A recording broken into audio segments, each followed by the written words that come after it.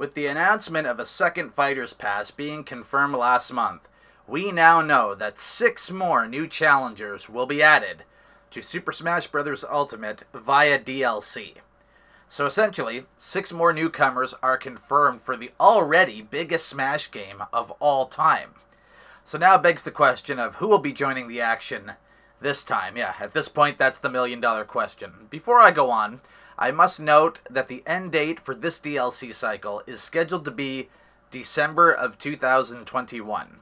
So essentially, they plan to have all fighters released in the second wave to be fully playable by the end of next year, rather than this year. And I know what you're all thinking, but Braden, this is a placeholder date. It could mean nothing. Sure, that may be a decent point, but the placeholder is there to give you an idea of when things are set to end. For the first Fighters Pass, the placeholder date was February 2020, and our last First Pass character ended up being released at the end of January, so the First Pass finished before its placeholder date. So if they thought they would get all these characters done within the end of next year's first quarter, wouldn't the placeholder date be more like February or March of 2021 rather than December? Now I'm sure you're all wondering what I'm trying to get at here, and thus I shall explain.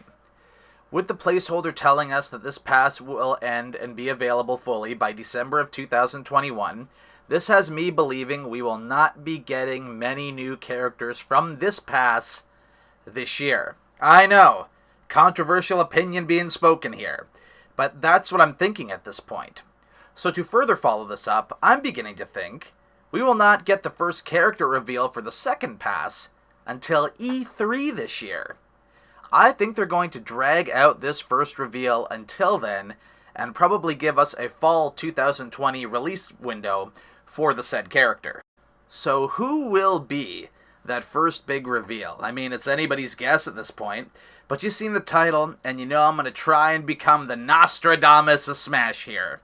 I will explain the 2 characters that I've narrowed down to, that I think are quite likely to get that coveted Challenger Pack 6 spot. Yes, I know it's a bit of a cop-out by choosing 2 characters for this one spot. It screams failsafe. I know what I'm getting myself into here. I'm well aware of that. But at the same time, if a completely different character than these 2 is announced for that first spot, then I'll be wrong 2 times over. So I'll use that if it's any consolation. First off, we're going to take a look at who kicked off our first Fighters Pass. That character was none other than Joker from Persona 5. Now, this was an eyebrow-raising reveal for a couple of reasons. First being that it was the main protagonist of a game that is a PlayStation 4 exclusive. And nearly a year after his release to Smash Ultimate, there was absolutely no plans at all to port that game to the Switch.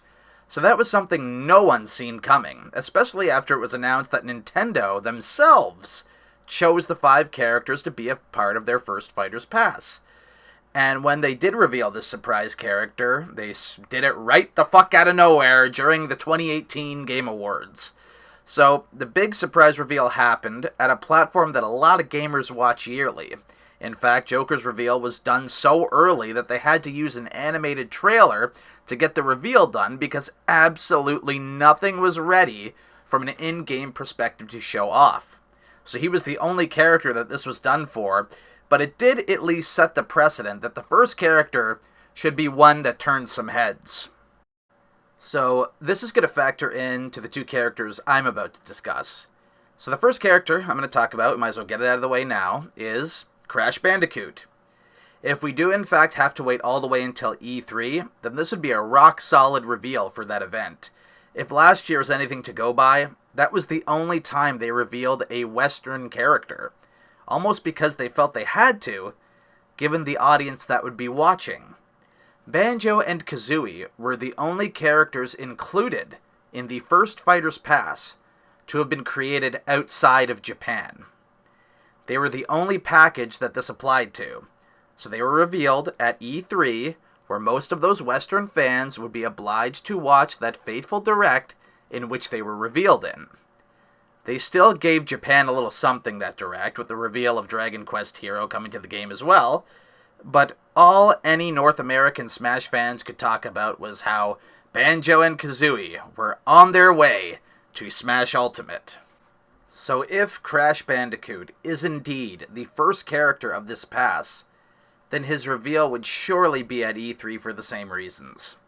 Those being, he is a character created outside of Japan that is being featured on the Smash roster, and secondly, it would get the biggest reaction being featured in the E3 Direct.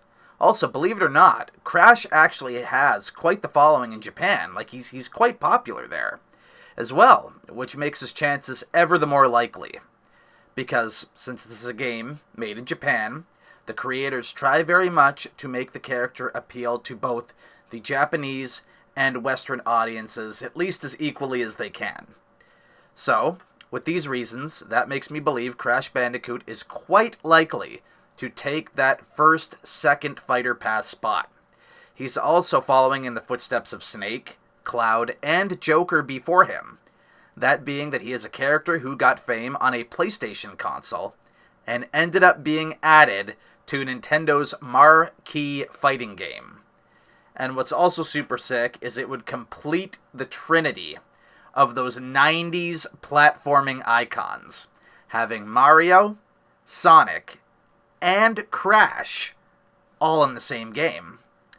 But whether Crash is or isn't in this next Fighter's Pass, I'm of the belief that once again, like the first pass, if we get a Western character, we're just going to get one.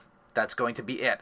So if it's Crash and he's announced, then I believe he's going to be the only Western character added.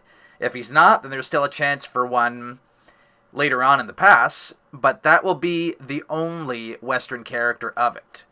Because most of the Smash cast and most of these next DLC fighters are going to be those from Japanese origin.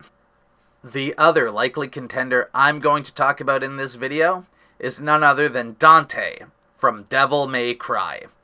I think if Capcom is to get one last character into Ultimate as DLC, then I believe Dante has the best shot. Now, I don't think ports coming to the Switch in the last year have anything to do with it, and they are not the reason I think he has a chance. But rather, the action games he is from have many moves that would translate very well to being a Smash character, much like, say, Bayonetta, who's already on the roster.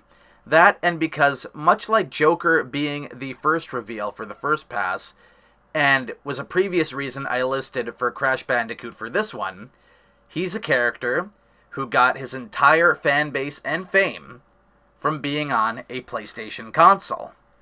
Devil May Cry is also still very relevant and popular today, and unlike, say, Resident Evil, there has not been a random Spirit event for the series, which to me, when that happens to a third-party franchise out of the blue, it's pretty well a hard disconfirmation for them being a part of any DLC Fighters Pass.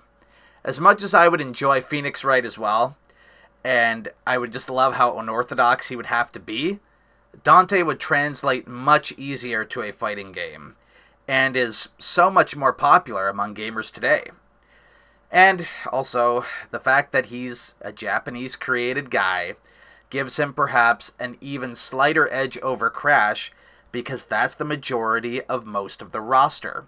Minus rare creations like Diddy Kong, King K. Rool, and Banjo and Kazooie, all characters on the Smash Ultimate roster, minus those three, are of Japanese creation.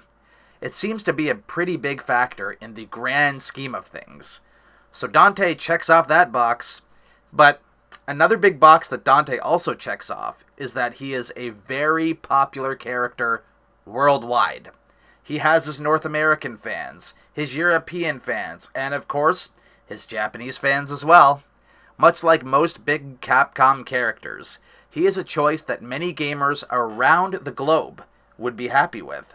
And much like Joker in the last pass, and the potential of Crash for this one, he is without a doubt a huge first reveal that would turn some heads and get some gamers talking with their wallets. But of course, these are just my opinions, and I would love to hear who you guys think is going to be that first reveal. And also, do you agree with my two choices, or have you thought of someone who's even more popular that I didn't even consider?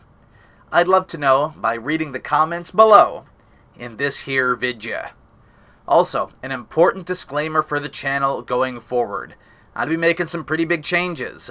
This is going to be the last video under the Spood Beast name.